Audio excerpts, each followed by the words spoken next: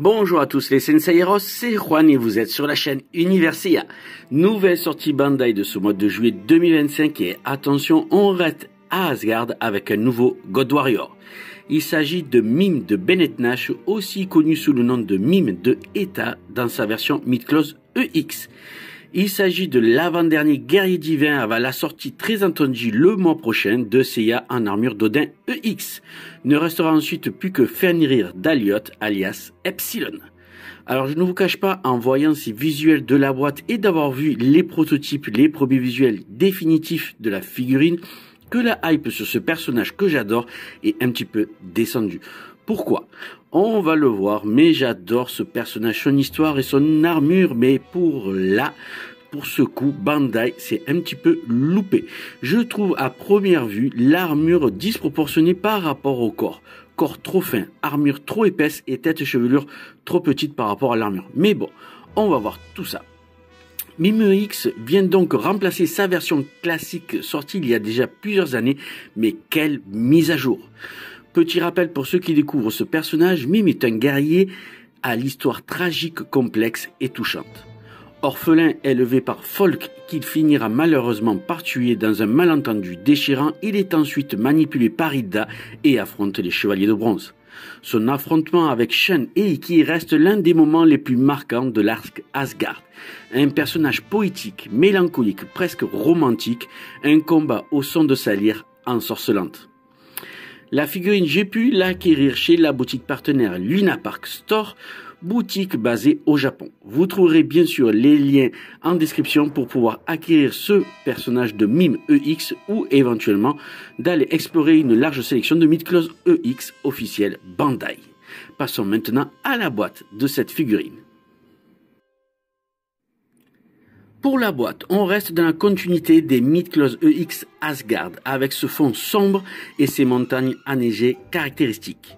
À l'avant, on retrouve le nom du personnage, son étoile, la représentation de Mime avec sa lyre, et à gauche, l'armure totem inspirée de Smog jouant de la harpe. Sans oublier les logos Senseiya, Bandai, de la Toei Collector Shop et de Tamashii Quality. Sur les côtés de la boîte, d'un côté la forme objet, cette magnifique harpe simple, mais à mon goût dans le top 3 des formes objets Asgard. De l'autre côté, nous avons Mime en posture d'attaque, lassant sa mélodie destructrice sur Shun ou Iki. À l'arrière, une sublime mise en scène de Mime posé sur des ruines dans une attitude digne de l'anime, prête à être exposée. On y retrouve aussi les visuels latéraux, la forme objet et le mode attaque, et surtout les 5 visages interchangeables qu'on retrouvera à l'intérieur.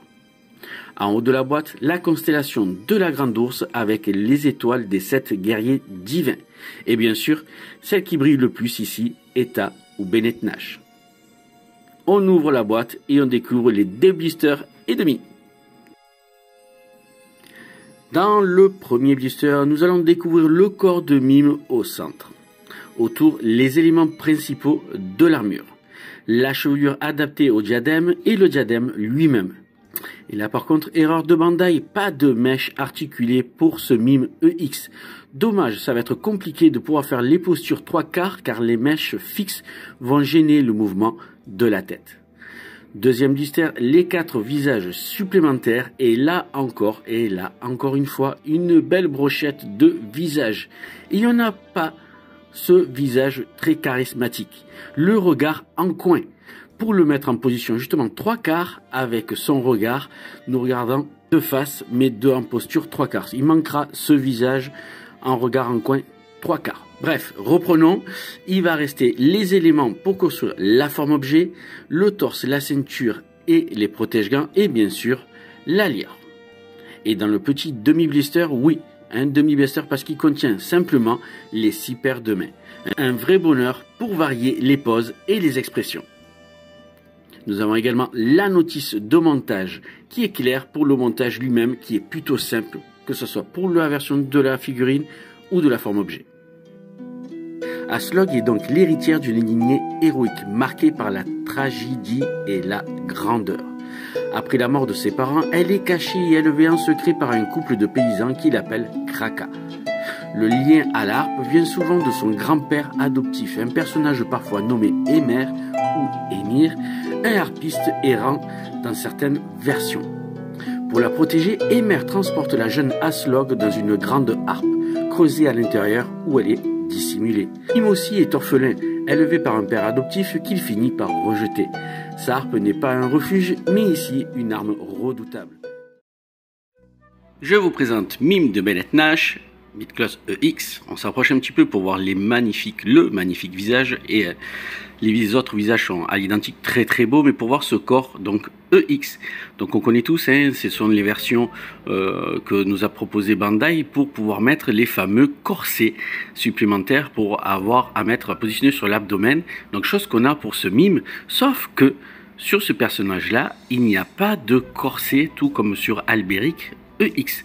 Alors on va voir le rendu avec l'armure justement pour voir ce que donne ce personnage sans ce corset. Donc l'armure est montée sur Mime, comme vous pouvez le voir, et là je trouve malgré tout, donc quand on voit que la ceinture est vachement très épaisse pour camoufler en fait cette partie donc du corps très anorexique, hein, on va dire, hein, et qui donc cache ce positionnement de ce corps EX très très maigrichon. Alors, vous allez voir maintenant ce que j'aime pas du tout, ce que nous a proposé Bandai. C'est ce, vous voyez, il y a énormément de jours entre la ceinture et l'abdomen, la partie abdominale donc du corps EX, qui rend vraiment très disgracieux. Bon, forcément lorsqu'on s'approche, mais quand on sait ce que fait les versions alternatives, je comprends pas pourquoi Bandai nous a proposé un corps comme ça, et non pas un corps comme Albéric EX, afin de ne pas avoir ce jour qui est vraiment très très moche. Jour aussi qu'on peut retrouver donc en dehors de la ceinture, comme vous le voyez ici. Peut-être ça se voit pas forcément très très bien, mais très sincèrement il y a quasiment un demi centimètre quand même de jour, tout comme sur la partie pectorale. Regardez, on a l'impression qu'il y a le vide sous la partie pectorale, et ça fait vraiment très très moche. Donc c'est pour ça que je râle sur ce corps en fait. La figurine très jolie, mais pourquoi Bandai nous a proposé ça? Et c'est pour ça que je pousse, très rarement je pousse des coups de gueule, mais là c'est un coup de gueule.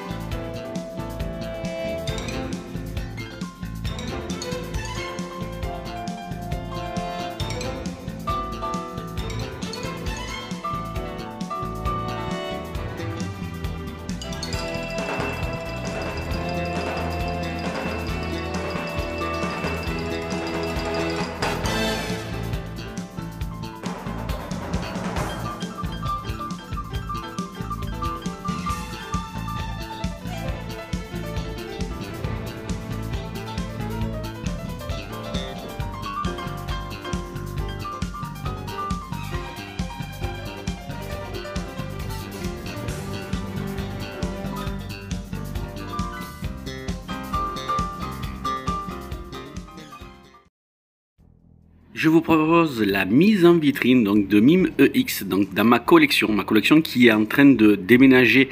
Donc je commence à enlever certaines pièces puisque je vais aller dans une autre maison, donc je vais devoir tout changer. Mais voici le rendu de mon étage Asgard que j'ai gardé justement, sachant qu'il va y avoir Seiya Odin qui arrive. Donc j'essaierai de vous le présenter aussi pour vous montrer le rendu global sur les Midcloth EX qu'on a reçu à ce jour Bandai. Le rendu visuel est vraiment très très beau. C'est que ces couleurs, cette harmonie de couleurs qu'il y a entre les différents personnages et différentes armures, donc rendent vraiment très très bien. Donc j'ai les versions figurines et les versions totem sur les marques alternatives, les formes objets donc Bandai, et les pièces d'armure sont les pièces donc que ce soit MST, du CS Model ou du Shine Time. Voilà, restera à mettre aussi la forme objet de ce sublime mime de Bennett Nash, pour lequel j'adore énormément sa forme objet. Allez, nous allons attaquer les points positifs et négatifs de cette figurine de Mime EX Midcloth Bandai. Nous avons commencé par les points positifs et ce retour déjà très attendu des guerriers divins d'Asgard. Nous avons de nombreux accessoires, surtout les mains, afin de pouvoir varier les posings. Les visages qui sont vraiment très accurate au dessin animé. Et puis cette forme objet qui est vraiment très envoûtante. Par contre, dans les points négatifs, nous avons ce fameux corps EX, comme j'ai pu vous montrer, qui est un peu maigrichant. Ça donne un rendu presque anorexique à la figurine. On aurait aimé avoir un corps comme Alberic EX pour ces personnages qui n'ont pas besoin ou nécessité d'avoir un corset. Donc pourquoi avoir mis un corps EX si ce personnage-là n'a pas de corset? Il y a également le fait qu'il n'y a pas de mèches articulées, alors que sur les autres personnages, on a droit à avoir des mèches articulées. Pas possible que d'avoir sur des versions EX, encore une fois, des personnages avec des chevelures fixes. Il y a également pour moi une épaulette, donc l'épaulette droite, que je trouve personnellement un petit peu trop longue. Il manque ce fameux visage spécial au personnage avec ce fameux regard en coin. Et puis je rajouterai également peut-être cette disproportion entre le corps et la tête du personnage que je trouve un tout petit peu petite. Mais c'est mon avis.